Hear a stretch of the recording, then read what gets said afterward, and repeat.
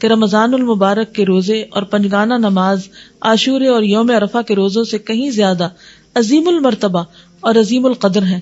یعنی 5 نمازیں اور رمضان کے روزے کہیں زیادہ عظیم المرتبہ ہیں، عظیم القدر ہیں. کس کی نسبت؟ عاشورہ اور عرفہ کے روزے کے.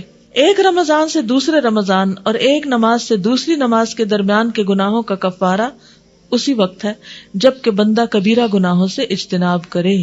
بندہ جب کبیرہ گناہوں سے بچتا ہے تو یہ گناہ معاف ہوتے ہیں. رمضان المبارک کے روزے اور نماز جمعہ بھی صغیرہ گناہوں کا کفارہ ہوتی ہے، اور یہ اس وقت ہے جب کہ کبائر سے اجتناب کیا جائے. رمضان المبارک اور نماز جمعہ کی عظمت و تقدیس کا کیا مطلب ہے؟ پاک ہونا، اور کبائر سے اجتناب یعنی کبیرہ گناہوں سے بچنا، یہ 2 قوتیں مل کر صغیرہ گناہوں کے لیے کفارے کی قوت پیدا کر لیتی ہیں. آپ بتائیں گی کہ میں نے کیا کہا ہے؟ اگر آپ سمجھ لیں گے نا زندگی بھر یہ چیزیں کام آئیں گی، صرف زندگی بھر نہیں، موت کے بعد بھی، کیونکہ کہیں ایسا نہ ہو کہ ہم اپنے آپ کو دھوکے میں رکھے ہوئے ہوں. اہم بات کیا ہے؟ یہ 2 قوتیں مل کر. کون سی 2 قوتیں؟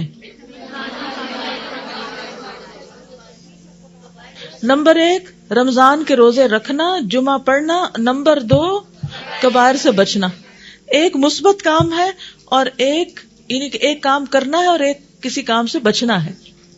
تو پازیٹو اور نیگیٹو جب اکٹھے ہوں گے تو پھر کیا ہوگا؟ یعنی باقی گناہ بھی معاف ہو جائیں گے اور آپ جنت میں چلے جائیں گے. تو ٹھیک ہے، رمضان کے روزے رکھیں، جمعہ کی نماز پڑھیں. ٹھیک ہے، یہ ہے کرنے کا کام پلس. اور کیا نہیں کرنا، مائنس کیا ہے؟ کبیرہ گناہ نہیں کرنے. تو اس سے کیا ہوگا؟ باقی ساری ادھر ادھر کی دھول جو ہے وہ اڑ جائے گی، صفائی ہو جائے گی اور جنت کا راستہ آسان ہو جائے گا. اچھا، اس کو ایک اور مثال سے بھی سمجھیے، چھوٹی سی عام روزمرہ زندگی کی.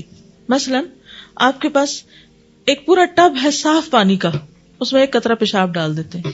آپ نے ڈھیر نیکیوں کا کر رکھا ہے، ایک کبیرہ گناہ ایسا کرتے ہیں تو کیا ہوگا؟ وہ پانی استعمال کے قابل نہیں رہے گا. نیت کی خرابی کا بھی یہی عالم ہے کہ بڑے بڑے اعمال جو ہیں وہ کیا ہوں گے؟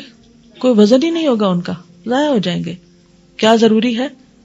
کبائر سے بچا بھی جائے تو اللہ تعالیٰ چھوٹی چھوٹی چیزوں کو پھر ان سے درگزر کر دیں گے کہ اس نے اچھے اچھے کام بھی کیے اور بڑے بڑے گناہوں سے بھی بچتا رہا. ان تجتنبوا کبائر ما تنہون عنہ نکفر عنکم سیئاتکم. واضح دلیل ہے قرآن میں. بڑے بڑے گناہوں سے بچتے رہو گے تو چھوٹے گناہوں کا ہم کفارہ کر دیں گے. کفارہ کس سے ہوتا ہے؟ کسی نیک کام سے ہوتا ہے. یقیناً یہ امر محال اور ناممکن ہے کہ چند کام کر کے اور ساتھ بڑے بڑے گناہ کر کے انسان مطمئن بیٹھا رہے. اچھا یہ بتائیے کہ والدین کی نافرمانی کبیرہ ہے یا صغیرہ؟ کہیں ہم تو نہیں ایسے کوئی غلط کام کر رہے؟ ڈرنے کی بات ہے نا. اللہ کی فرما برداری کے بعد سب سے بڑا حق ہم پر والدین کا. لیکن ہمارے معاشرے میں والدین کا اور خصوصاً ماں کا کیا مقام ہے؟ ایک سروے کر لیجئے، ماں سے پوچھئے وہ کیا کہتی ہیں اپنی اولاد کے بارے میں کہ ان کی اولاد فرما بردار ہے یا نافرمان. ہاں یا نہ میں جواب دیجئے. پوچھئے جا کے کتنی مائیں کہیں گی کہ میری اولاد ساری فرما بردار، میرے بچے مجھے تنگ نہیں کرتے. اور کتنی ماؤں کے دل زخمی ہیں صرف بچوں کی بدتمیزی، بد اخلاقی اور ہٹ دھرمی کی وجہ سے. کتنی مائیں روتی ہیں. کیا اس کا کوئی حساب نہیں ہوگا؟ کوئی پوچھ نہیں ہوگی. کب تک بچے بنے رہیں گے ہم کہتے ہیں ہم تو بچے ہیں، ہمیں کیا پتا کب تک. آخر اب ایک طرف جناب روزے رکھے جا رہے ہیں اور نیکیاں کی جا رہی ہیں اور دوسری طرف ماں کی کوئی عزت ہی نہیں ہے، کوئی مقام ہی نہیں ہے. تو کیا خیال ہے کہ خالی نیکیاں کر لینا کافی ہوگا جب تک اس جرم سے باز نہ آئے؟ وہ تو ایسے ہی ہے کہ آپ صحت مند غذا بھی کھا رہے ہیں اور ساتھ ساتھ زہر بھی کھا رہے ہیں، تو زہر کی چھوٹی سی مقدار بھی مارنے کے لیے کافی ہو جاتی ہے. تو یہ ہے توبہ استغفار کی اصل حقیقت کہ گناہوں کو چھوڑا جائے. توبہ کا مطلب صرف لفظوں کی تکرار نہیں، اس کا مطلب ہے گناہوں سے باز آیا جائے، غلط کاموں کو پورے ارادے، نیت اور دعا مانگ کر اپنی زندگی سے باہر نکالا جائے. یہ نہیں کرنے مجھے. توبہ کے ساتھ اصلاح بے حد ضروری ہے. اور کبائر پر اصرار کفارہ گناہ کے موانع میں سے ہے. کبائر پر اصرار، مثلا ماں باپ کی نافرمانی دیکھ لیجیے، اس پر اصرار کفارہ گناہ کے لیے رکاوٹ ہے.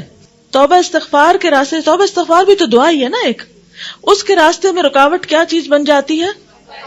کبائر پر اصرار. یعنی ایک طرف آپ حرام کرتے رہیں اور دوسری طرف آپ کہیں کہ ہماری دعا قبول ہو جائے، تو بھئی یہ رکاوٹ تو ہٹاؤ آگے سے. بندہ جب کبائر پر اصرار نہ کرے تو روزے کی قوت اور اصرار نہ کرنے کی قوت دونوں کی باہمی مساعدت ہوتی ہے، مدد، گناہوں کے کفارے میں معین و مددگار بن جاتی ہے. بندہ جب کبائر پر اصرار نہ کرے، یعنی ماں باپ کی نافرمانی نہ کرے، تو روزے کی قوت روزہ رکھا ہے، اور اصرار نہ کرنے کی قوت یعنی گناہ پر اصرار کوئی نہیں.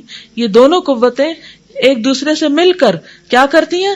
گناہوں کے کفارے میں مددگار بن جاتی ہیں. معین کا معنی بھی مددگار ہے. اب سمجھ آئی کون سی دو قوتیں آپس میں مدد کرتی ہیں؟ روزے کی قوت اور گناہ پر اصرار نہ کرنے کی قوت. پھر فوراً انسان آگے نکلتا جاتا ہے، ترقی ہوتی جاتی ہے. جس طرح رمضان کے روزے اور نماز پنجگانہ اور کبائر سے اجتناب دونوں باہم مل کر گناہوں کے کفارے کے لیے معاون و مددگار بن جاتے ہیں. اور پھر حق سبحانہ و تعالیٰ کا یہ ارشاد بھی ہے، ان تجتنبوا کبائر ما تنہون عنہ نکفر عنکم سیئاتکم، سورۃ النساء 31. جن کبائر سے تمہیں منع کیا گیا ہے اگر تم ان سے اجتناب کرتے رہے تو ہم تمہارے گناہوں کا کفارہ کر دیں گے. یعنی جب آپ گاڑی چلاتے ہیں تو تیز گاڑی کون سی چلتی ہے؟ جس کا انجن سٹرونگ ہوتا ہے. لیکن انجن کا سٹرونگ ہونا کافی نہیں جب تک کہ راستہ بھی ہموار نہ ہو، آگے سے روڑے وغیرہ اور رکاوٹیں نہ ہو.